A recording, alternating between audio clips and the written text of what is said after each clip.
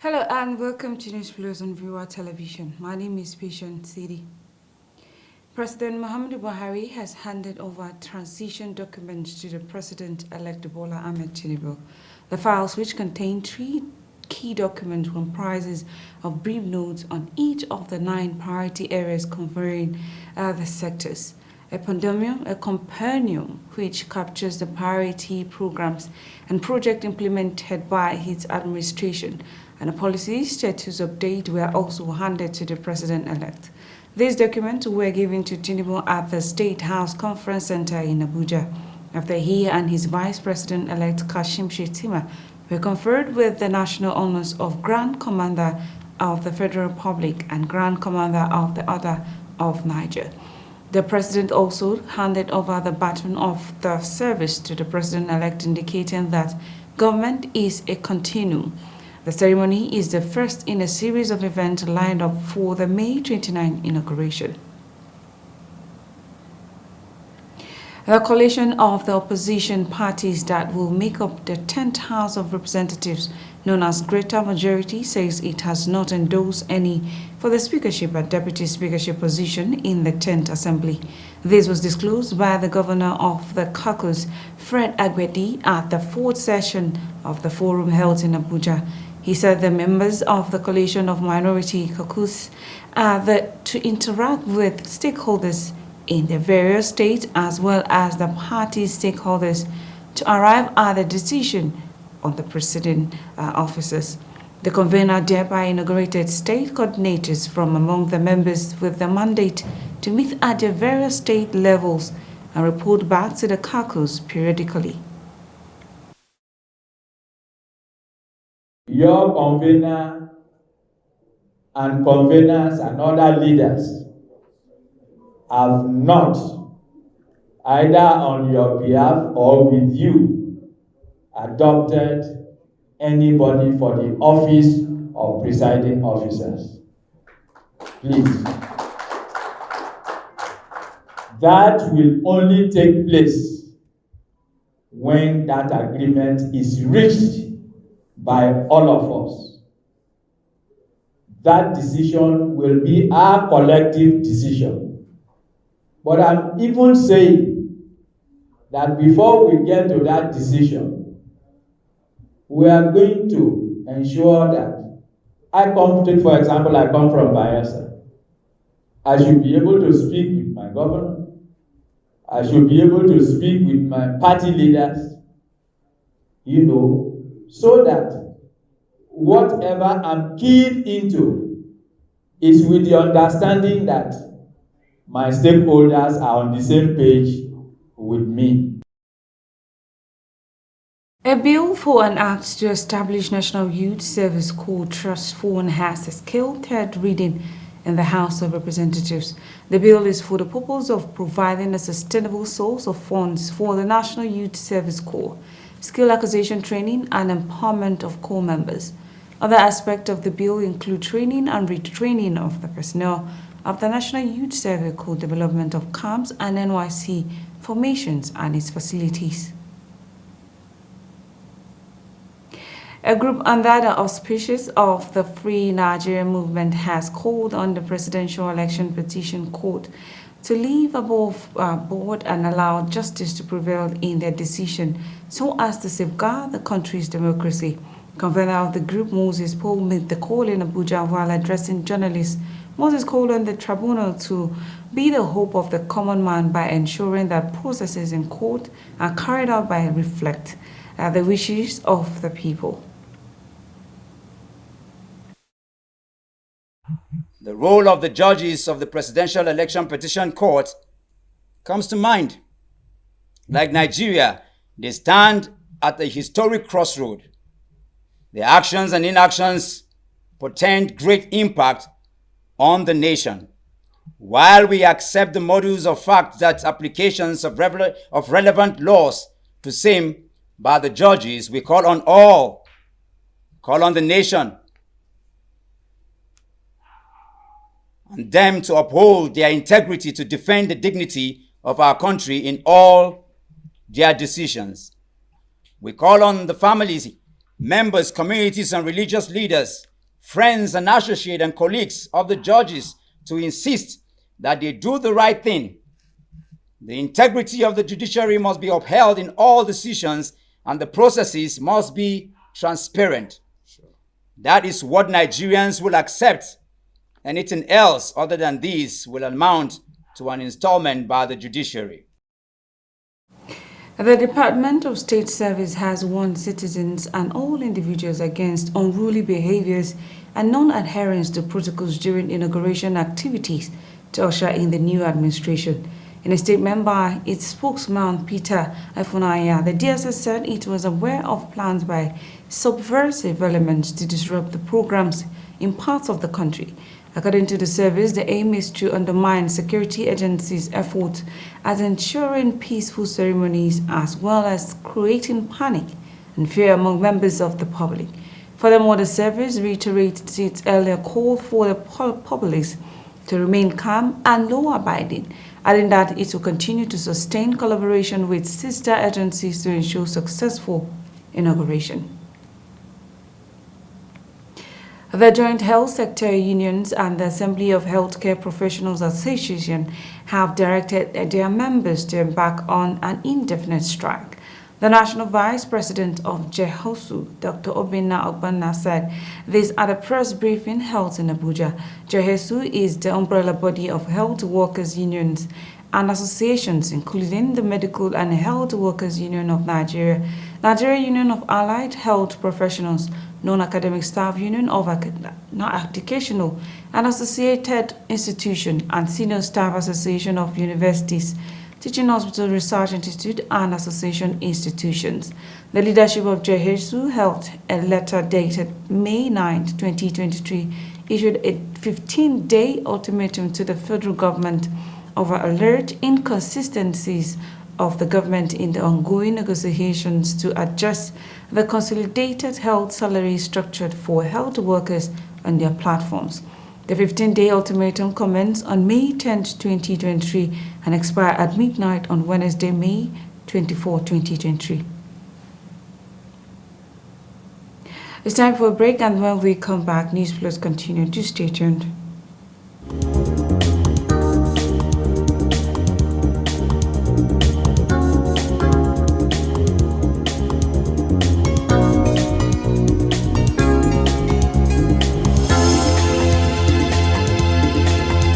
Pararam pra reparar, estão ouvindo esse som, pulsando seco no ar, merece nossa atenção. Preparem bem os sensores para poder captar. Parem usinas, motores.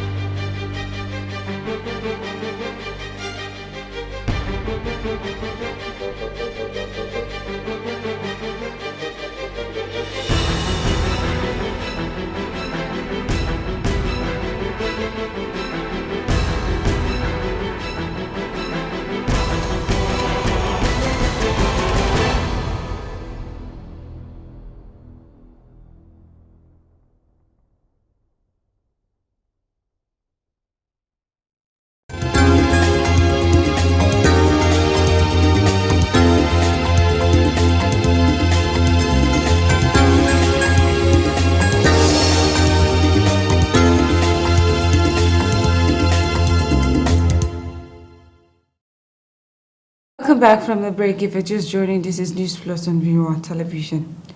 Now, a 22-kilometer dual road project has been commissioned in Jalingo. The Taraba State capital. The Taraba State Governor Darius Ishaku commissioned the project alongside former President Goodluck Jonathan. And now let's check the report. With a few weeks left to round up his term in office, the commissioning of the projects in different parts of the state is one of the major activities being undertaken by Governor Darius Ishaku's administration, the latest of which is the 22-kilometer dualized Wakari-Yola Road project. The project is made up of several components, among which is the first flyover in the state. It is the first dual-carriage roads project alongside 6 pedestrian bridges, paving the way for a modern facelift in Jalingo. Former Nigeria's President Goodluck Jonathan was in the state at the instance of the governor to commission the project. Governor Ishaku says his administration's emphasis on road constructions targets economic growth, especially in rural Taraba State. The administration's development plan, encapsulated into the rescue mission blueprint, has delivered the dividend of democracy to the people of Taraba State, from socio-economic backwardness through the massive provision of basic human infrastructure with road development as the pivot. I wish to also inform you that my administration funded all the road projects inherited from the previous administration and embarked on other new ones. Among the new ones is this 22-kilometer dual carriageway in Jalingo, which is section 1, 18 kilometers we are commissioning today. Former President Jonathan commended the project, adding that it has transformed the state capital. Driving along the road, including the Yukari Bridge that we commissioned, you see that this road is well built. And road infrastructure is key to a city. If you go into any city that you have not been to, the first thing that you will notice is the quality of road. This road has brought beauty to Jalingo. And it will also expand the development. The commissioned dualized road project is significant in the congestion of traffic in the Jalingo city center and has drastically reduced the cases of accidents. Linda Guana, Viewer TV News, Jalingo. Family doctors have been identified as the heart of healthcare and a trust source of support for patients and families by the crucial roles they play in promoting the well-being of individuals and communities while exhibiting dedication, commitment, and expertise in their daily routine. This declaration was made by President of the Society of Family Physicians of Nigeria, Professor Musa Denke, while briefing journalists in Bauchi on the occasion of this year's World Family Doctors Day. And now our state correspondent in Bauchi, Awal Hassan, now has a story. World Family Doctor Day, which is celebrated on May 19th every year, is a significant occasion to highlight the vital roles and contribution of family doctors and primary care teams in healthcare system worldwide. Since its declaration by the World Organization of Family Doctors in 2010, World Family Doctor Day has become an annual celebration that recognizes the central role of family doctors in delivering personal, comprehensive, and continuous healthcare to patients. This year, the theme, Family Doctors, the Heart of Healthcare, draws attention to several fundamental issues in health service provision, which is at the very core of family medicine practice. These attributes make it possible to provide high-quality care, which itself is at the heart of universal health coverage. First, long-term relationship. Family doctors are typically the first point of contact for patients who are seeking medical care, and this progresses to providing them with continuous and comprehensive care throughout their lives while building long-term relationships. However, the roles of family doctors towards ensuring proper healthcare cannot be overemphasized. Family doctors' crucial role in promoting the health and well-being of individuals and communities while exhibiting dedication, compassion, and expertise make us the heart of healthcare and a trusted resource for support for patients and families. The Society for Family Physicians of Nigeria has been making efforts in ensuring it remains dedicated to improving the healthcare of individuals, family, and communities through the academic and professional advancement of the specialty of family medicine. We are the first contact physicians that patients meet when they come to hospital for the first time. Family physicians are competent and skilled to treat most of the diseases of most of the people, most of the time. As a society, SOFCON has continued to partner with governments, with individuals and groups to ensure that our goals as a society are achieved for the benefit of Nigerian families. The Nigerian healthcare system has been faced with some challenges, among which include that of resources, which contribute to slow growth of universal health coverage. Awal Hassan, Viewer TV News, Bauchi. Nigerian women, particularly mothers, are being urged to take pride in their vital role of maintaining well-organized household, as it is crucial for raising successful children. The proprietress of Bluebird Elementary High School in Bauchi, who made the call during a special occasion of meet and greet organized by the school, says many times the contributions of women in terms of motherhood is not being celebrated despite its Herculean nature. Still, our Bauchi State correspondent Awal Hassan completes the story. Motherhood is considered the most tasking job, especially in children upbringing, considering the difficulties women go through while combining it with the daily routine of their housekeeping. However, in Nigeria, like most African countries, mothers who are critical to the survival of every house receive little or no recognition for the combined roles they play of taking care of their husbands, the children, as well as other house chores.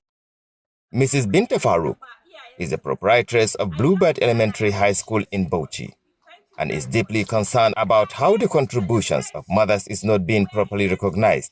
Because motherhood is the most tasking job on earth, and you hardly see people celebrating mothers because it's mostly the profession that goes unrewarded. So we want our mothers to feel special, to feel appreciated, to feel that what they are doing is something special, outstanding, and wonderful. This occasion, which brings mothers to come and rejoice with one another, is not just for the sake of fun, but is also to encourage women to have confidence in themselves for pursuing their goals and ambitions in order to become someone like Mrs. Binta Farouk, who now owns one of the best private schools in Bauchi State. Actually, women are women and they will always be women regardless of what people are saying. But I believe the most important thing about doing anything is for you to have that confidence, to believe in yourself, to know that you can do it regardless of the obstacles, because there is no business that you will do without obstacles. Women are the mothers of all. Women are everything. Without them, I think the world will not move the way it is moving this way. Because of that, so women need to have something to do for themselves.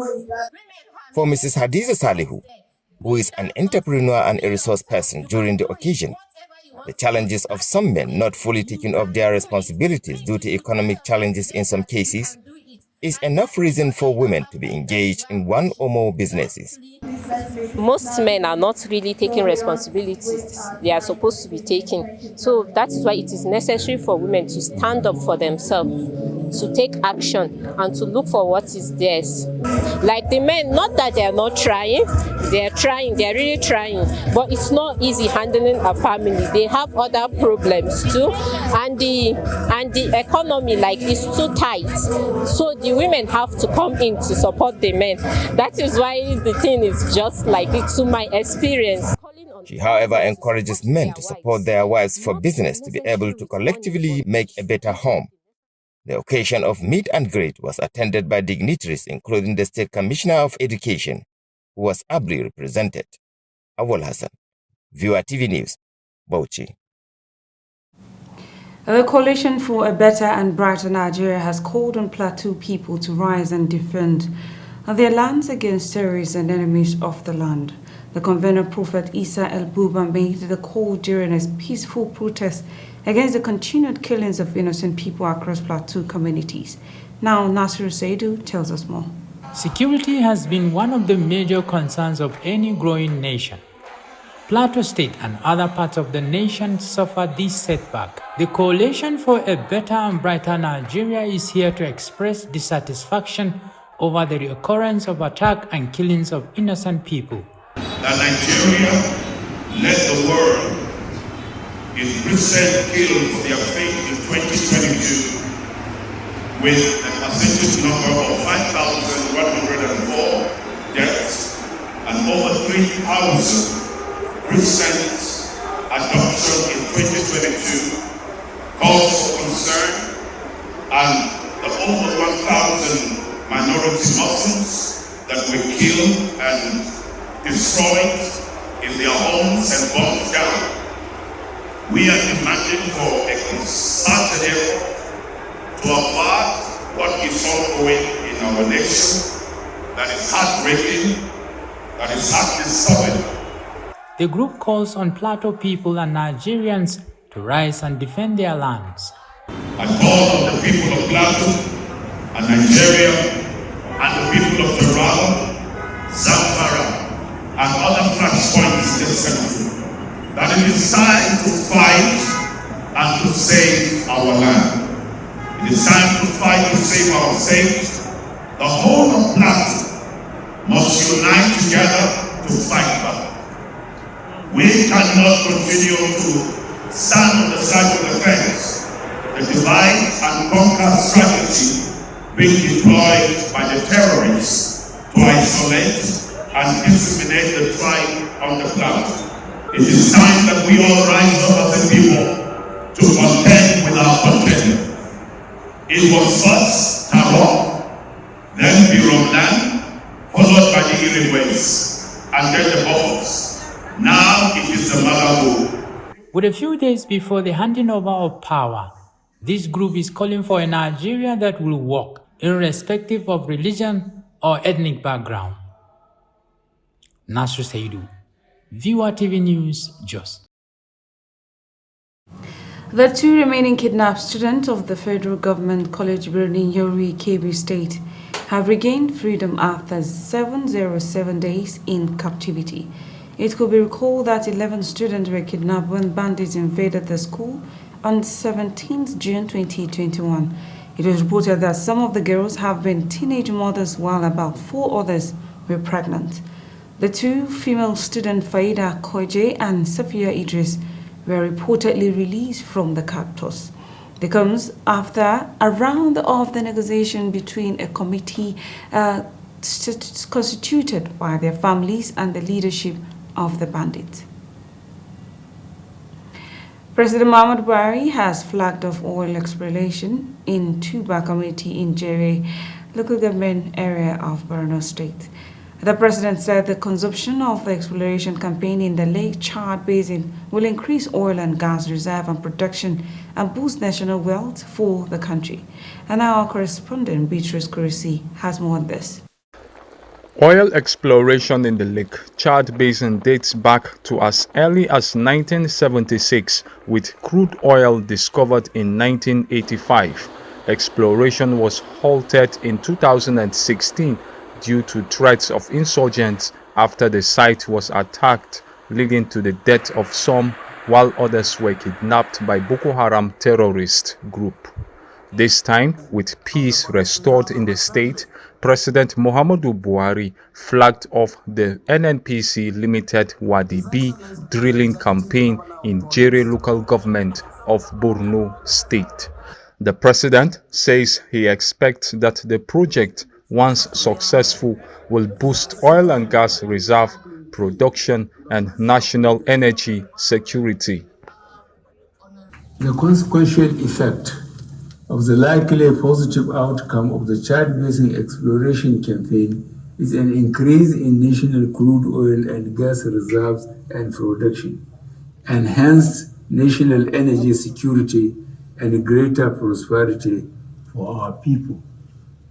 I look forward to a successful drilling campaign in the Chad Basin through the collaborative efforts of NNPC Limited, the Nigerian Upstream Petroleum Regulatory Commission, government security agencies, and other stakeholders, including the people and government of Borno State.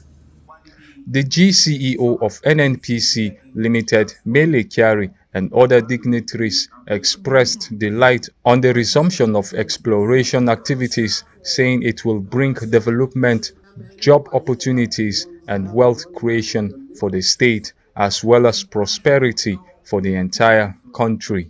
We know for sure that 70% of our population don't have access to clean cooking fuel, and that is why you are seeing the effect of deforestation, which is most pronounced in this part of the country. And it is also clear and known to all that the Sahara Desert moves at least a kilometer southwards every year, and this can be arrested. Remember that out of these 27 local governments in Borno, about 10 local governments have no national grid, never connected to national grid, especially northern Borno and some part of Borno Central. You see, we have so many TBUs with their degree certificate, diplomas, and other certificates roaming in the state without any job to do. But once, if this thing is into reality, definitely so many youths will be employed. In collaboration with the Nigerian Army, and indeed the paramilitary, we shall do everything possible within our reach to provide immediate security in this very important zone. And I'm committed to this noble objective. The drilling activities for the next 45 to 60 days is expected to cover 14,000 feet. Beto Skuruti, Viewer Television News, Maiduguri. And that's how much we can take on News Plus. My name is Patient CD. Please stay tuned and enjoy the rest of our programs.